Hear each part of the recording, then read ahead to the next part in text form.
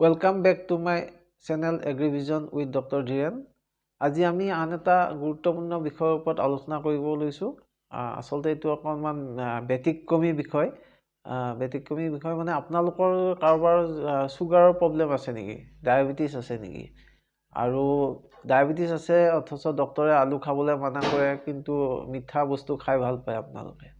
তেনেকুৱা যদি হয় তেতিয়াহলে ইয়াৰ এটা সমস্যাৰ সমাধান আছে হেতু হল আজি আলোচনা কৰিম মিঠা আলু sweet potato food for health and wealth আহকচোন আমি মিঠা আলুত কি পোষক দ্ৰব্য উপলব্ধ হয় মিঠা আলুৰ কি উপকাৰ আছে কেনেকৈ খেতি কৰিব পাৰি সেই বিষয়ে আলোচনা কৰোঁ প্ৰথম কথা হল এইটো কনভলভুলেসি ফেমিলিৰ এবিধ শস্য rich in carbohydrate vitamin and mineral এই মিঠা আলুটো কাৰ্বোহাইড্ৰেট যথেষ্ট পৰিমাণে থাকে ভিটামিনো থাকে আৰু মিনাৰেল বিলাকো যথেষ্ট পৰিমাণে থাকে সেইকাৰণে এবিধ খুব ভাল পুষ্টিকৰ খাদ্য grown in tropical and subtropical region tropical আৰু subtropical জাগাত হ'ব পাৰে অৰ্থাৎ গৰম আৰু নাতিশীতোষ্ণ গৰমত হয় অৰ্থাৎ আমাৰ এই ভাৰতবৰ্ষ subtropicalত পৰে গতিকে আমাৰ ইয়াৰ খেতি সহজতে হয় এতিয়া আহকচোন আমি হেলথ বেনিফিট কিহৰ কাৰণেনো মিঠা আলু ইমান গুৰুত্বপূৰ্ণ বুলি আমি ভাবিছো আলোচনা কৰি আহকচোন প্ৰথম কথা হল মিঠা আলু ৰিচ ইন বিটা কেৰোটিন মিঠা আলুত বিটা কেৰোটিন যথেষ্ট পৰিমাণে থাকে এই বিটা কেৰোটিন হৈছে ভিটামিন এ প্ৰিকাৰ্সৰ অৰ্থাৎ ভিটামিন এ হ'বৰ কাৰণে বিটা কেৰোটিন লাগে বিটা কেৰোটিনৰ পৰা ভিটামিন এ প্ৰডিউস আৰু ভিটামিন এ টো আমাৰ বডিৰ কাৰণে খুবেই ইম্পৰ্টেন্ট চকুৰ কাৰণে ছালৰ কাৰণে আমি সকলোৱে জানো It's a good source of vitamin C, vitamin B6, K and fiber. ইয়াৰ উপৰিও এই যে মিঠা আলু ইয়াত ভিটামিন সি যথেষ্ট পৰিমাণে থাকে ভিটামিন B6 আমি ভিটামিন বি কমপ্লেক্সৰ কথা জানো বি কমপ্লেক্সৰ এটা পাৰ্ট হল B6 যথেষ্ট পৰিমাণে থাকে আৰু ভিটামিন কে থাকে কে টো খুব কম শস্যত বা শাক-পাচলিতে পোৱা যায় ভিটামিন কে যথেষ্ট থাকে ভিটামিন কে ব্লাড ক্লটিংত সহায় কৰে তেজ গোট মাৰাত সহায় কৰে আৰু ফাইবাৰ থাকে যথেষ্ট পৰিমাণে ফাইবাৰ থকাৰ কাৰণে আমাৰ ডায়েটৰী হেলথটো ঠিকে থাকে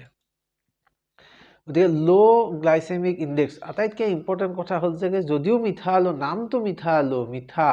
কিন্তু ইট হ্যাজ লো গ্লাইসেমিক ইনডেক্স অৰ্থাৎ সুগাৰৰ থকা মানুহৰ কাৰণে কোনো চিন্তা নাই সুগাৰ থকা মানুহে গ্লাইসেমিক ইনডেক্সটো কম থকা খাদ্য খাব লাগে আৰু এই মিঠা আলুত গ্লাইসেমিক ইনডেক্স একেবাৰে কম সেই কাৰণে আপুনি মিঠা আলু নিঃসন্দেহে খাব পাৰিব যদি আপুনি ডায়াবেটিক হয় কিন্তু আমাৰ যেটো নৰমাল আলু ডায়াবেটিছৰ কাৰণে ভাল নহয় তাত গ্লাইসেমিক ইনডেক্স বেছি গতিকে it is good for diabetic people ডায়াবেটিকৰ কাৰণে নিউট্ৰিয়েন্ট খিনিও পাম আৰু লো গ্লাইসেমিক ইনডেক্স গতিকে একো সমস্যাৰ সৃষ্টি নহয় it contains antioxidant and health promoting properties যথেষ্ট পৰিমাণে এন্টিঅক্সিডেন্ট থাকে এন্টিঅক্সিডেন্ট যথেষ্ট পৰিমাণে বডিত দৰকাৰ এন্টিঅক্সিডেন্টে দেহত যিমানবিলাক বেয়া পদাৰ্থ সেইবিলাক উলিয়াই দিয়াত সহায় কৰে দেহত বৰ্জিত পদাৰ্থ জমা হলে তাৰ পৰা বিভিন্ন ধৰণৰ মাৰাত্মক ৰোগৰ সৃষ্টি হয় কেন্সাৰকে আৰম্ভ কৰি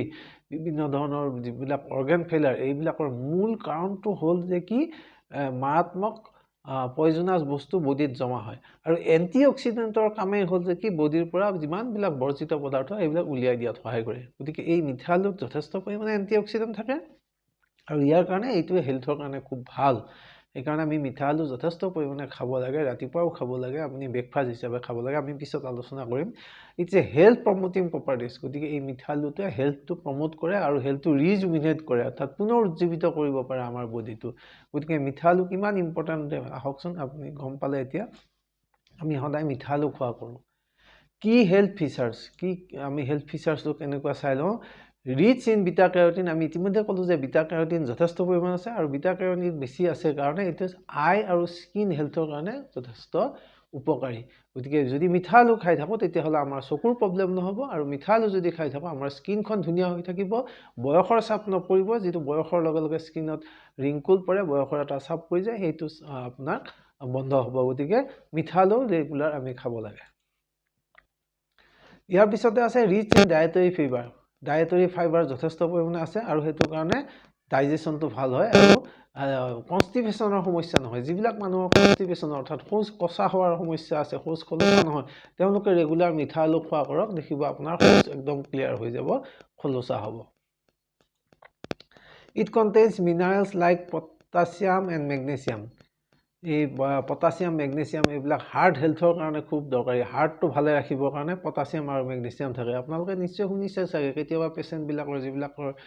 ডায়ালাইচিছ কৰিব লগা হয় কয় যে পটাছিয়াম কমি গৈছে মেগনেছিয়াম কমি গৈছে এইবিলাক কাৰণতে আমাৰ হাৰ্টৰ প্ৰব্লেমটো বাঢ়ি যায় ডায়েবেটিক পেচেণ্টৰ আৰু কিডনি পেচেণ্টৰ হাৰ্ট এটাকটো বাঢ়ি যোৱাৰ চান্স থাকে কিন্তু এই মিঠা আলুত যথেষ্ট পৰিমাণে পটাছিয়াম আৰু মেগনেছিয়াম থাকে গতিকে হাৰ্টৰ হেল্থটো খুব ভালে ৰখাত ই সহায় কৰে আৰু ইয়াৰ পিছত আছে লো ইন ফেট এণ্ড কেলৰিজ আমাৰ মিঠা আলুত ফেটটো একেবাৰে কম থাকে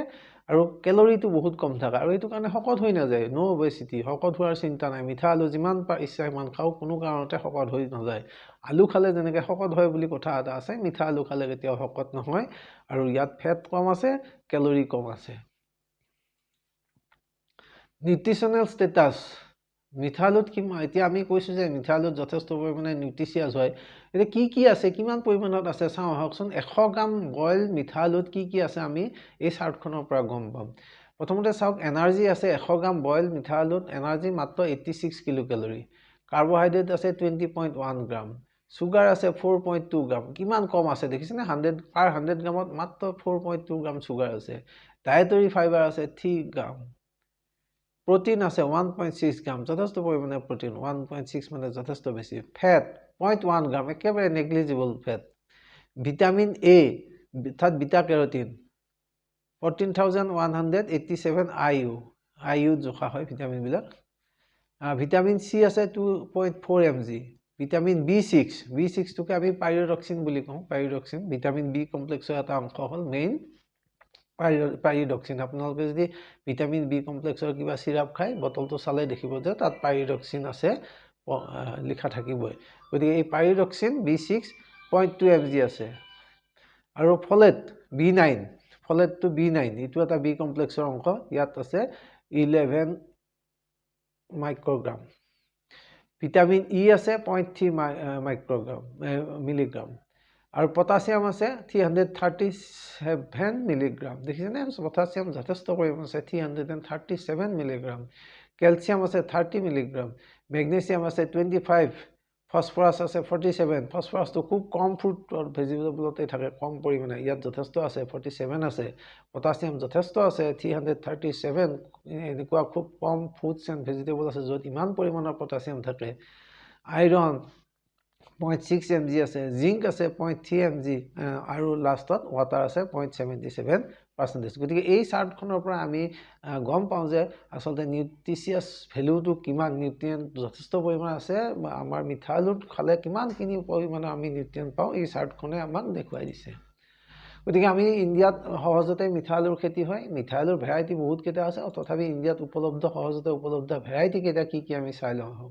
এক নম্বৰ আছে কমলা সুন্দৰী বৰ ধুনীয়া নাম কমলা সুন্দৰী এইটো ৰেড স্কিনটো বাহিৰৰ পৰা ৰঙা দেখিব আৰু অৰেঞ্জ ফ্লেছ ভিতৰৰ মাংসটো অৰেঞ্জ হ'ব অৰেঞ্জ মিন্স ইয়াত বিটা কেৰোটিন আছে যথেষ্ট গৌৰী আন এটা ভাল ভেৰাইটি গৌৰী শ্ৰীভদ্ৰা শ্ৰীনন্দিনী শ্ৰীকনকা এইটো অৰেঞ্জ ফ্লেছ ভিতৰৰ মাংসটো হালধীয়া মানে ৰিচ ইন বিটা কেৰোটিন গতিকে এই ভেৰাইটিটো বিটা কেৰোটিনৰ কাৰণে খুব ভাল এই ভেৰাইটিটো খালে আমাৰ চকুৰ কাৰণে আৰু স্কিনৰ কাৰণে ভাল হ'ব গতিকে ক্লাইমেট আৰু সইল কেনেকুৱা লাগে আমি খেতি কৰিবৰ কাৰণে আমাৰ উপযুক্ত হয়নে নহয় চাওঁ আহকচোন প্ৰথম কথা হ'ল ৱাৰ্ম হিউমিড ক্লাইমেট লাগে 22 to 28 ডিগ্ৰী সেন্টিগ্ৰেড অপটিমাল এইটো আমাৰ ইয়াতে উপলব্ধ হয় স্যান্ডি লোম টু লোম সইল আমাৰ ইয়াতে হয় এইটো স্যান্ডি লোম গতিকে ওয়েল ড্ৰেইন সইল লাগে pH 5.5 to 6.5 অকণমান এচিডিক ৰেঞ্জত লাগে আৰু আমাৰ অসমত এনেকুৱা ৰেঞ্জতে pH থাকে গতিকে অসমত একেবাৰে ভাল খেতি কৰিবলৈ এইটো সহজ rainfall 750 to 1000 mm during crop cycle এইখিনি ৰেইনফলো আমাৰ ইয়াতে পায় আৰু আটাইতকৈ ডাঙৰ কথা হ'ল it is easy to cultivate খেতি কৰিবলৈ একেবাৰে সহজ মিঠা আলুৰ খেতি ইজি টু কাল্টিভেট সহজতে খেলিব পাৰি কিন্তু আমি এতিয়াও ইমান বেছি গুৰুত্ব দিয়া নাই মিঠা আলুৰ ইমান যে গুণ আছে আমি হয়তো বহুতে নাজানো সেইকাৰণে বহুত সময়ত মিঠা আলুৰ গুৰুত্ব দিয়া নাযায় কিন্তু আপোনালোকে বজাৰত দেখিব মাঘ বিহুৰ সময়ত মিঠা আলু 80 টকা 100 টকা কিলো হৈ যায় গতিকে এইটো যথেষ্ট অৰ্থকাৰী খেতি সহজতে কৰিব পৰা খেতি প্ৰপাগেশ্যন এণ্ড প্লান্টিং কেনেকৈ আমি প্ৰপাগেট কৰিম, কেনেকৈ তাৰ বংশ বিস্তাৰ কৰিম। 1 নম্বৰ ভাইন কাটিঙেদি কৰিব পাৰোঁ। ভাইন কাটিং মানে আমাৰ যিবিলাক লতাবিলাকৰ একোটা গাঁঠি ৰাখি 20ৰ পৰা 30 চেণ্টিমিটাৰ দীঘল একোটা কাটিংছ কৰি পেলাই সেইটো ৰুলে আপোনাৰ পথাৰত সহজতে হৈ যায়। প্লান্টিং ছিজন কেতিয়া আমি ৰুম, জুন জুলাইত ৰুব লাগিব। যদি ৰেইনফেড কণ্ডিশ্যনত হয়, বৰষুণৰ ওপৰত নিৰ্ভৰ কৰি কৰিব লাগে, তেতিয়া জুন জুলাইত প্লান্টিং কৰিম। আৰু যদি আমাৰ জলসিঞ্চনৰ সুবিধা আছে তেতিয়াহ'লে জানুৱাৰী ফেব্ৰুৱাৰীতে কৰিব পাৰিম। জানুৱাৰী ফেব্ৰুৱাৰীতে যদি কৰোঁ তেতিয়াহ'লে আগতীয়াকৈ ওলাব মিঠালু। আগতীয়া মিঠালুৰ যথেষ্ট পৰিমাণে দাম বেছি। আৰু স্পেচিং কিমান দিব লাগিব, 60 চেণ্টিমিটাৰ বাই 30 চেণ্টিমিটাৰ। দুটা লাইনৰ মাজত 60 চেণ্টিমিটাৰ আৰু দুটা পুলিৰ মাজত বা দুটা ভাইনৰ মাজত 30 চেণ্টিমিটাৰ স্পেচিং দি ৰুলেই হ'ব। চিড ৰেট লাগিব আমাৰ 25,000 পৰা 30,000 কাটিং প্ৰতি হেক্টৰত। 7.5 বিঘাত 25,000 পৰা 30,000 এনেকুৱা কাটিংছ লাগিব। এইখিনিতে আমি কৈ থওঁ যে খেতিয়ক বন্ধুসকল, আপোনালোকে কাটিংছটো নকৰি মিঠালুৰ পৰাও ডাইৰেক্ট কৰিব পাৰে। কিন্তু ইয়াত মই এইকাৰণে কাটিংছৰ কথা কৈছোঁ, কাটিংছৰ পৰা কৰিলে খৰচাটো কম হ'ব। মিঠালুটো ডাইৰেক্ট ৰুব গ'লে আপোনাৰ অকণমান খৰচাটো বেছি হ'ব। ক্ৰপ মেনেজমেণ্ট একো বিশেষ টান ক্ৰপ মেনেজমেণ্ট নাই। সহজতেই ৰেগুলাৰ উইডিং আৰু আৰ্থিং আপ কৰিব লাগিব। বনবাতটো নিৰাই আৰু ভালকৈ মিঠালু গছখিনি হোৱাৰ পিছত বনবাতটো হ'ব নোৱাৰে। আৰু এবাৰ আৰ্থিং আপ মাটি চপাই দিব লাগিব। আৰু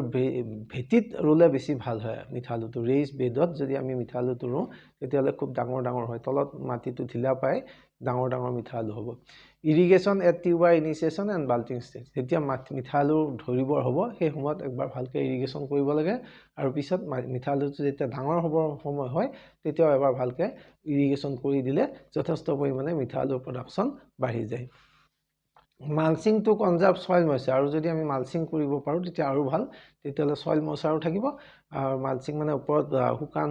বন জাবৰ যদি দি দিয়ে তাৰ ওপৰতে লতাটো বগাই যাব, তাৰপিছত তলত মিঠালুটো হৈ যায়। যেনেকুৱা আমি আমাৰ এই চেনেলতে আমি ন' টিল পটেটোৰ কথা দেখুৱাইছোঁ। আমি নৰা পাৰি দিছোঁ, নৰাৰ তলত যেনেকৈ আলুটো হৈ থাকে, মিঠালু তেনেকুৱা যদি মালচিং দিয়ে, মালচিঙৰ ওপৰত গছটো বগাই থাকিব। মালচিংটো নৰা বা শুকান বন জাবৰটো যেতিয়া আপুনি গুচাই দিব তাৰ ফলতেই ধুনীয়াকৈ আলুটো পাই যাব। এই ইনচেক্ট পেষ্ট যথেষ্ট পৰিমাণে ইয়াত নালাগেই, বহুত কম সমস্যা। ন' major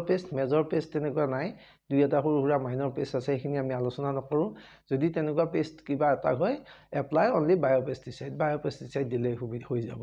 chemical control only as last resort. Chemical কণ্ট্ৰলৰ সচৰাচৰ প্ৰয়োজন নপৰে। যদি কেতিয়াবা বৰ বেছি দৰকাৰ হয় তেতিয়াহে আমি কেমিকেলত যাব লাগিব। হাৰ্ভেষ্টিং এণ্ড ইল্ড কেতিয়া হাৰ্ভেষ্ট কৰিম, মেচিউৰিটি 3.5 to 4.5 মান্থছৰ পিছত হ'ব। ৰোৱাৰ পিছত 3.5 পৰা 4.5 মাহ পিছত আমি হাৰ্ভেষ্ট কৰিব পাৰিম।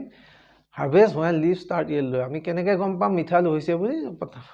ওপৰৰ গছবিলাক লাহে হালধীয়া পৰিব যাব, পাতবিলাক হালধীয়া পৰি যাব ধৰিব। আৰু সেই সময়তে আপুনি মাটিৰ তলত খান্দি যদি চাই ডাঙৰ মিঠালু দেখা পাব। আৰু মাটিখিনি যদি অলপ ঢিলা টাইপৰ হয়, ফৰফৰীয়া হয়, তেতিয়াহ'লে মাটিখিনি অলপ ফাট মেলা দেখা পাব। য'ত শিপাটো সোমাই যোৱা জেগা আছে, মানে গাঁঠিৰ পৰা য'ত শিপাটো মাটিৰ তললৈ গৈছে তাতে এটা অলপ ফাটি যোৱা নিচিনা দেখা হ'ব। তাত আপুনি খান্দি চালে দেখিব মিঠালু ডাঙৰ হৈছে। আৰু তেনেকুৱা অৱস্থা হ'লে মিঠালুখিনি আপুনি হাৰ্ভেষ্ট কৰিব লাগিব। আৰু ইয়াতে এইখিনিতে এটা কথা আপোনালোকক কৈ থওঁ যে timely harvesting is very important. একদম সময়ত মিঠালুখিনি হাৰ্ভেষ্ট কৰিব লাগে, নহ'লে বহুত দিনলৈ যদি মাটিৰ তলতে থাকি যায়, বেয়া নহয় যায়, মাটিৰ তলত বহুত দিন থাকে, কিন্তু থাকিলে কি হ'ব, লাহে উইভিল এটাক হয়। এবিধ উইভিল বুলি পোক আছে, পোকে মিঠালুটো ফুটাই খাই নষ্ট কৰি পেলাব। গতিকে আপোনাৰ সাধাৰণতে ফেব্ৰুৱাৰী মাৰ্চত বা জানুৱাৰী শেষৰ পৰাই মিঠালু হাৰ্ভেষ্ট কৰিব হয়। আপুনি প্লান্টিং টাইমৰ লগত মিলাই সেইমতে চাই আপুনি বিশেষকৈ ফেব্ৰুৱাৰী মাৰ্চত মিঠালুখিনি হাৰ্ভেষ্ট কৰিব। এপ্ৰিল মে'লৈকে যাব নিদিব। এপ্ৰিল মে'লৈকে গ'লে আপোনাৰ উইভিল বুলি যিটো এটা পোক আছে, এইটো পোকে আপোনাৰ মিঠালুখিনি নষ্ট কৰি পেলাব। এভাৰেজ ইল্ড 8 পৰা 12 টন পাৰ হেক্টৰ হয়। গতিকে 1 কেজি মিঠালু যদি আপুনি এভাৰেজ 60 টকাটো বেচে, কিমান পইচা হয় আপুনি নিজে হিচাপ কৰি চাওক। যথেষ্ট পৰিমাণে অৰ্থকাৰী শস্য এইটো, আৰু সহজতে কৰিব পৰা শস্য, একো কষ্ট নাই। ইম্প্ৰুভ ভেৰাইটিবিলাক যদি ভাল ভেৰাইটি, ওপৰত উল্লেখ কৰা মই ভেৰাইটিকেইটাৰ যদি খেতি কৰোঁ তেতিয়াহ'লে 25 টনলৈকে আমি প্ৰডাকশ্যন পাব পাৰিম 1 হেক্টৰত। গতিকে বন্ধুসকল যথেষ্ট লাভজনক খেতি এইটো। ইউজ কেনেকৈ কৰে এইটো আমি জানোৱে। কনজিউম এজ বইল, উতলাই আপুনি বইল কৰি ধুনীয়াকৈ খাওঁ ব্ৰেকফাষ্ট কৰি, ৰোষ্ট কৰি খাব পাৰি, ফ্ৰাইড প্ৰডাক্ট কৰি খাব পাৰি, ভাজা বস্তু কৰি খাব পাৰি। ব্ৰেকফাষ্টত ধুনীয়াকৈ আমি সদায় মিঠালু খাব লাগে। আৰু বাহিৰৰ কাণ্ট্ৰিবিলাকত থাইলেণ্ড কম্বোডিয়া ভিয়েটনাম এইবিলাকত সদায় মিঠা আলু ব্ৰেকফাষ্টত থাকেই তেওঁলোকে তাৰ উপকাৰিতাটো বুজি পায় অথচ আমি আমাৰ ইয়াত ধুনীয়াকৈ হয় যদিও আমি বহু সময়ত মিঠা আলু উপকাৰিতাটো এতিয়াও অনুভৱ কৰা নাই কিন্তু বন্ধুসকল মিঠা আলু খাব লাগে মিঠা আলুৰ খেতি কৰিব লাগে এই উপকাৰিতাটো আমি এতিয়া বুজিবৰ সময় হ'ল এতিয়া ইণ্ডাষ্ট্ৰিয়েল ইউজো আছে ইয়াৰ পৰা ষ্টাৰ্চ এলকহল বেকাৰী প্ৰডাক্ট এইবিলাকো বনাব পাৰি leaves are edible as vegetable বহুতে আমি নাজানো যে লিভছবিলাক বা কোমল আগবিলাক খাব পাৰি কোমল আগবিলাক ধুনীয়াকৈ শাক কৰি খাব পাৰি শাক কৰি খালে তাত যথেষ্ট পৰিমাণে আইৰণ আছে আইৰণ আমি যথেষ্ট পৰিমাণে পাওঁ গতিকে ইকনমিক ইম্পৰ্টেঞ্চ কি আছে ল' ইনপুট হাই ৰিটাৰ্ণ খৰচাটো কম ইনকামটো বেছি হাই এক্সপৰ্ট পটেঞ্চিয়েল গতিকে বাহিৰত আমি ধুনীয়াকৈ এক্সপৰ্ট কৰিব পাৰোঁ আৰু অৰেঞ্জ ফ্লেছ যিটো মিঠা আলু এইটোৰ বাহিৰত আমি ধুনীয়াকৈ এক্সপৰ্ট কৰিব পাৰিম important for nutritional security nutrition আমাৰ ভাল পাবলৈ আমি মিঠা আলু খাব লাগিব গতিকে শেষত আমি কনক্লুজনত কি ক'ম it's a highly nutritious and profitable crop বহুত নিউট্ৰিচিয়াছ থাকে আৰু খেতি কৰি যথেষ্ট পৰিমাণে উপকৃত হ'ব পৰা খেতি it is profitable as well as highly nutritious scope in food feed and fodder industry গতিকে আমি ফুড হিচাপে ব্যৱহাৰ কৰিব পাৰোঁ ফিড গৰু ছাগলী এইবিলাকৰ ফিড হিচাপে মুৰ্গীৰ ফিড হিচাপে ব্যৱহাৰ কৰিব পাৰোঁ আৰু ইণ্ডাষ্ট্ৰিটো যথেষ্ট পৰিমাণে ইয়াৰ ব্যৱহাৰ আছে it is suitable for small and marginal farmer আমাৰ অসমৰ খেতিয়কসকল যিহেতু স্মল উপান্ত আৰু ক্ষুদ্ৰ খেতিয়ক গতিকে এই আমাৰ উপান্ত আৰু ক্ষুদ্ৰ খেতিয়কসকলৰ কাৰণে এইটো এটা বৰ লাভজনক খেতি মিঠা আলু গতিকে বন্ধুসকল আজিলৈকে ইমানতে আমাৰ ডিছকাশ্যন সামৰিছোঁ আপোনালোকে এনেকুৱা ধৰণৰ দিহা পৰামৰ্শ আৰু আলোচনা পাই থাকিবলৈ আমাৰ agri vision with doctor Dhiren এই চেনেলটো চাই থাকক থেংক ইউ ফৰ ভিউইং